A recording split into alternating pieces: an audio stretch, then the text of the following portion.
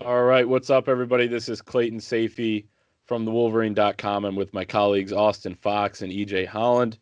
We are talking about the high school games we saw over the weekend. We're going to break down each and every Michigan recruit that we saw. So we'll kind of just go around here. We'll go Austin first, then me, and then EJ. But starting out with Mr. Austin Fox, you were in East Lansing, um, a beautiful town. Austin, first of all, tell us about your experience there. And then you saw Andrell Anthony, Michigan wide receiver, commit, hauled in 3 catches. But tell us about his performance and what you saw out of him, what you like about him. Yeah, well, calling East Lansing a beautiful town is a bit of a stretch, but oh, that was obviously an enemy territory right in MSU's backyard. But I like Andrell Anthony a lot as a player. He's only rated as a 3-star, but he stands 6'2", 175, and he only caught 3 passes on Friday night against River Rouge, but he hauled in 80 yards and had 2 highlight reel catches. The first occurred in the second quarter and was basically a fingertip grab along the sideline where he dove out and caught the ball. It actually reminded me of Desmond Howard's catch a little bit against Notre Dame back in 1991. And then Anthony's second highlight reel catch occurred in the third quarter when he reeled in a 40-yard pass downfield and he went up and he got the ball over the defender. So he really showed off his size and his height on that play. And I actually thought that East Lansing would take advantage of that a little bit more. They only threw to him 5 times the entire game and didn't even look his way most of the night. Granted, they ran the ball a lot, but I thought they would use him a little bit more. River Rouge was ranked as the number 2 team in the country or the state by a lot of outlets coming into that game, and were the defending state champions. And East Lansing really dominated them. They won 21-6 and led 21-0 at halftime. And Anthony was a big part of that win. They also threw a fade to him in the end zone in the fourth quarter.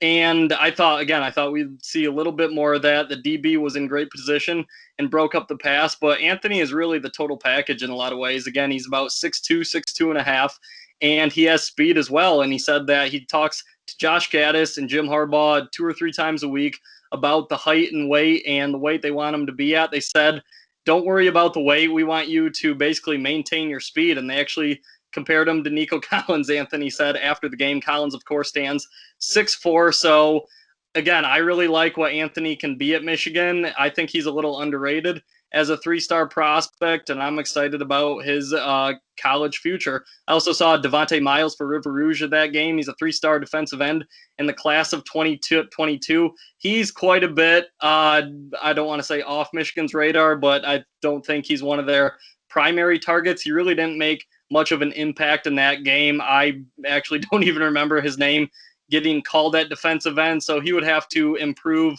significantly if he wants to be a realistic take for Michigan in that 2022 class. But again, Andrell Anthony was the headliner on Friday night. He only had 3 catches, like I said, but 80 total yards. And as a whole, I really liked what I saw from him in East Lansing's big win over River Rouge. So I can't let you just make the Desmond Howard comparison to that catch without pressing you on it. Um, so you think basically you're setting the expectation that Andrell Anthony will be as good as Desmond Howard, right? Yeah, that's exactly what I said. Heisman and Anthony's future, one of the few receivers to win it. So that's not putting any pressure on the kid whatsoever. All right, there you go. So good stuff from Austin's game over in East Lansing. I'll talk about my game now. I was at Belleville High School for Belleville against Dearborn Fordson. So I was really watching closely. Rivals 100 2022 D-back Miles Rouser, of course, was committed to Michigan for about 6 months and then backed off his pledge back in June. But so I was watching him closely. I was also watching Kamari Landers, a 2022 offensive tackle out of Dearborn Fordson. But we'll talk about Miles Rouser first. He played nickel basically the entire game, safety as well, and he really did look like a safety prospect. I was talking to EJ actually after that game just about Miles Rouser in general, and EJ was like, yeah, he's definitely a safety prospect. He's not necessarily the corner that he's listed at on Rivals, and I would agree with that. He was good, but again, this is a 69-0 win for Belleville, so. And Belleville is the home of Damon Payne, Alabama defensive tackle commit, Jamari Budden, Penn State linebacker commit. So that front seven is really, really good, and they showed a lot of good things. And again, it was kind of similar to the week before when I saw Dylan Tatum play defensive back for West Bloomfield. That the defensive front for Belleville just ate up Fordson. I think they had negative yards on the entire game. I didn't have the stat sheet, but it was incredible. Uh, how they stuffed just everything that Dearborn Fordson was trying to do. So Rouser didn't get a ton of action. He did make a sack. He did have a pass breakup and had made a couple tackles, but other than that, it wasn't a ton out of him. He was in coverage a few times, and I was watching that pretty closely. I like him. I don't think he's an overly explosive athlete. He's the younger brother of Andre Seldon, who's a freshman D-back at Michigan. So he's got that connection to Michigan. He said Michigan's right now kind of in the middle of the pack for him, recruitment wise, and Michigan in the mix again to maybe land a second commitment from him. But I wouldn't put Michigan at the top right now. He said he likes Arizona State, and he's really jazzed up about Arizona State. So that's him.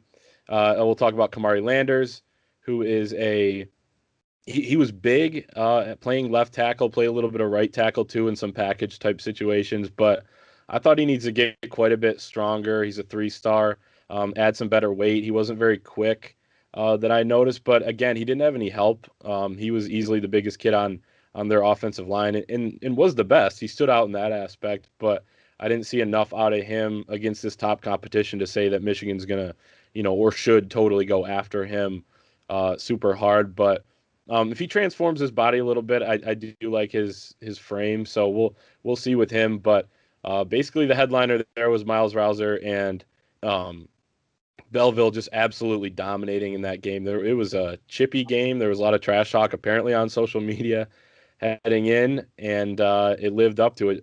Jermaine Crowell, the head coach of Belleville, had to control his guys at halftime from coming over to the Fordson sideline because there's so much trash talk going on. So, he had to get them in order. But all in all, a 69-0 win. Miles Rouser impressed quite a bit, but again, would like to see a little bit more out of him. I was more impressed with Dylan Tatum the week before, the athlete that can play running back, wide receiver, defensive back. I was a lot more impressed with Dylan Tatum, but Miles Rouser, certainly a different and still a good prospect.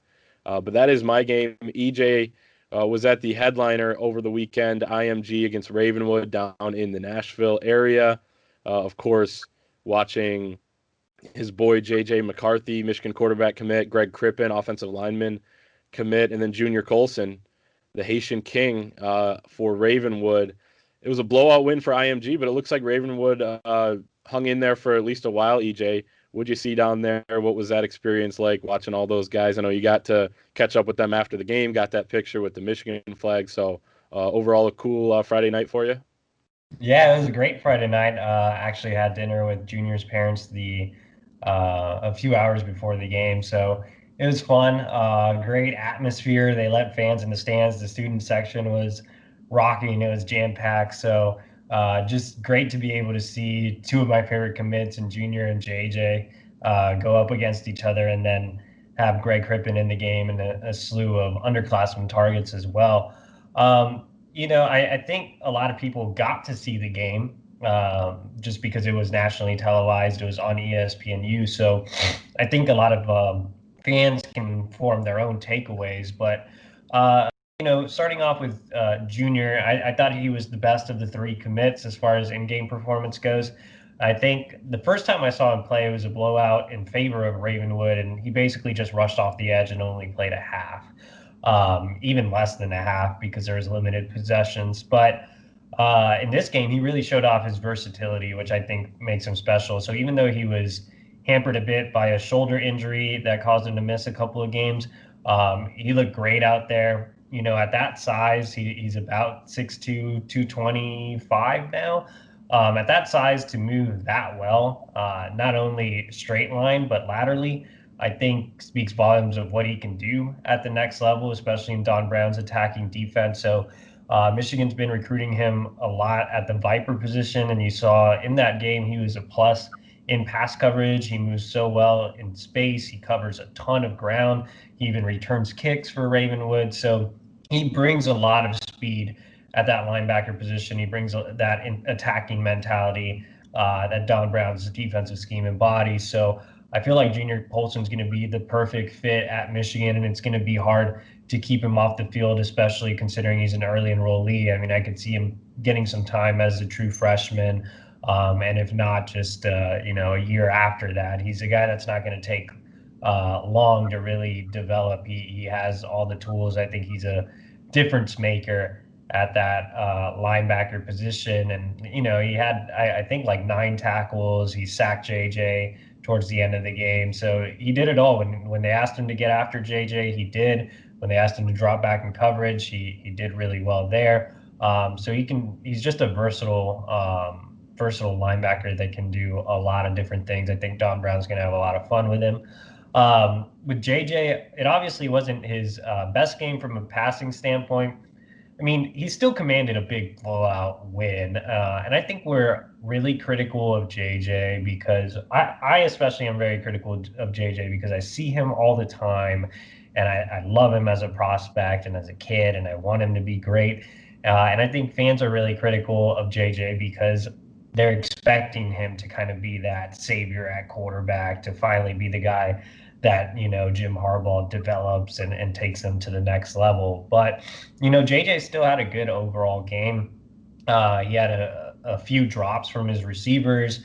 He had a beautiful touchdown pass early in the game. He showed his playmaking ability with his feet, which I think you guys can kind of see now why I compare him to Johnny Manziel a little bit, just because he is electric when he gets out of the pocket and is on the move. He had a couple of big runs, including a juke of Junior Colson in the red zone, which I joked with Junior about on the sideline. Junior did get him back like he promised me he would. So that was fun. But no, I mean, with JJ, I think he just I think Trent Dilfer actually said it the best at Elite 11. JJ's always playing with his hair on fire. He's so hyperactive in the pocket. JJ's more than capable of settling down and progressing through his reads, but he doesn't do that as much as he should. He's always looking to make the big wow play. And I think JJ just needs to calm down a little bit. So you saw him throw off his back foot a little too much for everybody's liking. If he just calms down, and it's not that he's nervous, like JJ lives up for the moment. It's just that he's wants to be that highlight making guy too much in a sense, and he takes a lot of risks, as you guys saw. Sometimes it works out for him because he trusts his arm, and that's fine. And sometimes it doesn't. So I really think he has a lot of Johnny Manziel's qualities in the sense that he can make so many of those highlight plays. He will, turn the ball over occasionally or make a really bad throw. He can make plays with his legs. So, I mean, it's not bad at all. I mean, I'm comparing him to a Heisman Trophy winner and one of the most exciting players in college football. So, and I think JJ is definitely has his head on straight off the field, whereas Johnny really didn't. But I mean, JJ can be that type of player at Michigan. He can be a Heisman Trophy guy. I mean, I would put those expectations on JJ based on everything I've seen. So I wouldn't judge too much off of that one game, especially considering that IMG is so weird. Like, you have this large gathering of talent on one team, but they have no chemistry because they beat opponents badly because they're definitely more talented than the opponents they're playing against, which is very obvious, especially when it comes to the offensive and defensive lines, just because normal high schools don't have 6'5", 300-pounders across the board. But I think it's so weird, and I've seen IMG for years, going back to my time covering Texas. There's always been targets on IMG that I've covered on my past beats, and the timing's so off. These guys have no chemistry. They're coming from across the country, and they're expected to play with each other right away. And I think with JJ, a lot of the timing was off with his receivers. So that's something to take into consideration as well. IMG a lot of times is just a bunch of individuals out there playing, as opposed to a team that's been together for years or since they were, little kids. So I think with JJ, he'll be completely fine. I think you saw flashes of what makes him special in that game. With Greg Crippen, I was really critical of Greg Crippen coming into the game. I saw him in game last year. I saw him at a camp last year as well, and he just wasn't all that impressive in either setting. I do like some positives I took away from this game is a lot of people were critical about Greg Crippen's size. I think he's added some really good weight to his frame. I think he's reshaped his body really well. And that's a testament to going to IMG and going through their training system. And they have top-notch facilities out there. I've been on that campus before, and I've gotten a tour of everything. And you can't beat the facilities out there. They have a Gatorade program where they have some of the country's top nutritionists on campus. So I think that's really helped out Greg Crippen. So I was really happy to see him come along from a build standpoint. From a playing standpoint, Greg kind of builds his game around his IQ and his fundamentals, very technically sound. Some things I do want to see Greg continue to improve on that I didn't really see a leap from the last time I saw him play is his foot speed. He's still a little heavy footed. And then his nastiness, he doesn't really bury people. He did what he was supposed to against Ravenwood. I mean, he overpowered the guy in front of him. Ravenwood's defensive tackles were puny. I mean, they were pretty much as big as Austin.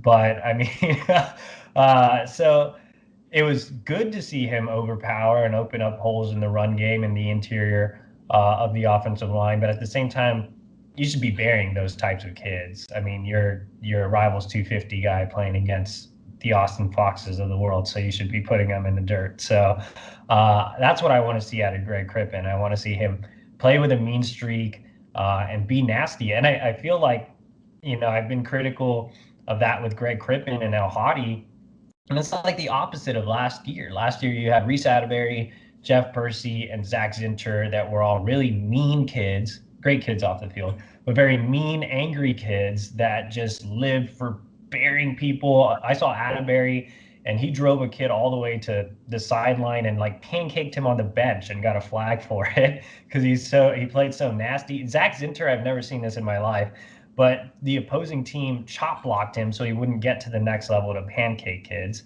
And then Jeff Percy, with his long arms, just ragdolled kids around. And it seems like these guys in this class don't have that same mentality, which is a little disappointing to see. I think Ed Warner can definitely, if there's a guy that can get the best out of those guys, it's obviously Ed Warner.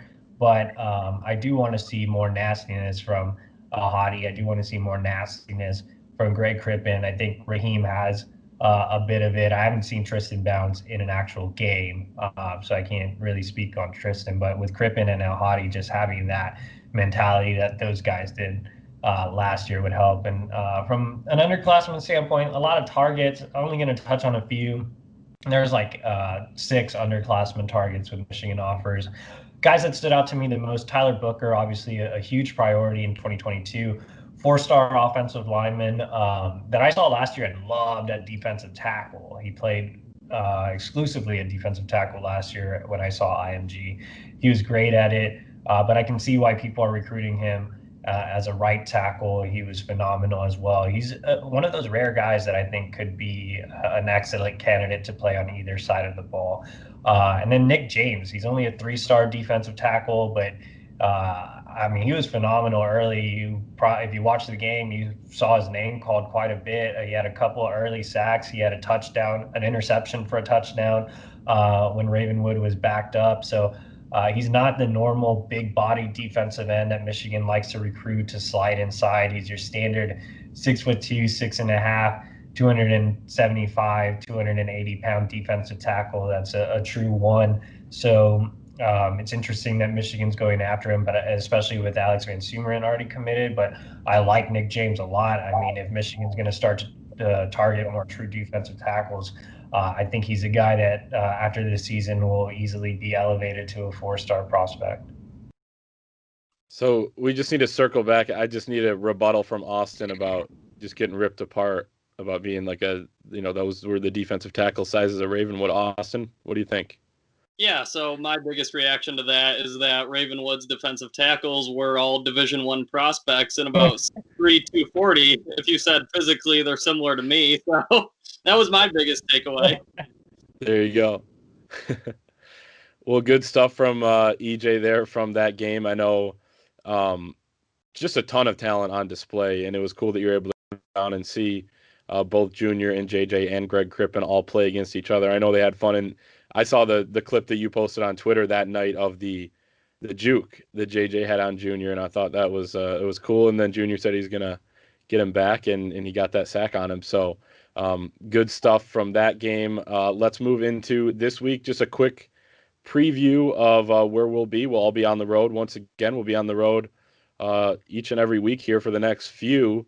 I will be at West Bloomfield watching them play again, seeing Donovan Edwards, of course, top 2021 running back target, and then Dylan Tatum as well. A couple other guys. I hope Michael Williams, athlete, outside linebacker type guy for them in 2022, 4-star, is healthy. He was out a couple weeks ago. When I saw him, he didn't seem to be wearing any sort of brace or anything. So, it looked like it was possibly a minor injury. And then Amir Herring, offensive lineman in 2023 for West Bloomfield, playing Clarkston, who we know, Rocco Spindler, Notre Dame commit, Garrett Dellinger, LSU offensive lineman commit. So that should be a good and exciting game. But then Austin, you'll be at Grosse Pointe North against East Point. Just preview that game a little bit and just, getting out on the road once again this week. Yeah, Tayshaun Trent is the headliner here. He's a class of 2022 4-star wide receiver with a Michigan offer. Like you said, he plays for East Point, and he's listed at 6'4", 205. And Michigan offensive coordinator Josh Gaddis has made it clear that he likes these little speedy guys who he can get out in space and get the ball to them. And that was obvious in this past recruiting cycle with guys like Roman Wilson and A.J. Henning. But, man, you need those guys on the outside as well who are big, kind of like Nico Collins, who's listed at 6'4", 215. Assuming Collins is not on Michigan's roster this year, the Wolverines are actually only slated to have one scholarship receiver who's taller than 6 foot, and that's sophomore Cornelius Johnson at 6'3". So Tayshaun Trent, again, being in the class of 2022, is a guy who could still grow an inch or two. Again, he's listed at 6'4". So I'll be anxious to see how East Point uses him in their offense, and if they do take advantage of his height downfield, and also how much and how frequent he's in contact with Michigan. I'll be asking him about that afterward. The game is at Grosse Pointe North in the Detroit area, so I'm anxious to see again how East Point takes advantage of Tayshaun Trent's size this Friday night. And then EJ, I'm not even going to pretend to know every game you're going to be at. So you got a loaded trip here starting Thursday night all the way through Saturday. 5 games, right, on the schedule. Tell us where you'll be. Yeah, so on Thursday, I'm going to drive to Dayton, and I'm going to watch Rod Moore practice for a little bit, and then I'm going to see mammoth 300-pound 2022 defensive tackle Derek Shepard, who's a big target for Michigan next cycle. So they play on a Thursday night, so I thought it was a good time to go catch his game. And since I've already seen Rod Moore earlier this season, I'm swinging by just to kind of catch up with him and everything. But I'm going to make the drive to see some guys that I haven't seen this season. So on Friday, I'll be linking up with Clayton, Austin, and Ballas for a lunch. Ballas is picking the spot, so we'll have to grade him on his choice. But after that, I'm going to go see Detroit King play in a 5 o'clock game. I don't even remember who they're playing, but I'm going to go see Detroit King in a 5 o'clock game to see 2023 quarterback Dante Moore, who I just saw a few weeks ago. But since they're playing at 5 o'clock, I thought it'd be nice to go catch a half and see him again. And then I'll be making the short 10-minute drive from King over to Grosse Pointe South to see Will Johnson, 5-star defensive back in the 2022 cycle, obviously a huge top overall target for next cycle. I'll stay the night in Ann Arbor, and then I will wake up and go see Tyrell Henry. He's an interesting option in the 2022 class. He's only a 3-star guy. I really liked him at the Under Armour camp in Ohio. He fits kind of what Michigan wants in a speed and space offense, but he also has the versatility to play DB. So there's been a lot of talk, in the middle tier of guys like Miles Rouser and Dylan Tatum and Tayshaun Trent. But I think Tyrell Henry is quietly underrated and could definitely be a take for Michigan. So he plays in an Saturday afternoon game. And then in the nightcap, I plan to see Tommy Doman, Michigan's kicker punter extraordinaire, as well as 2022 linebacker target Jordan Cannon. So it should be a jam-packed weekend for me. Yeah, sounds fun there. We'll that is our show for this week. Remember to head over to thewolverine.com for all of that premium content that we're going to be putting up from our travels. Use promo code BLUE60 for 60 free days. I'll see these two guys for lunch on Friday, and we'll see everybody else next week.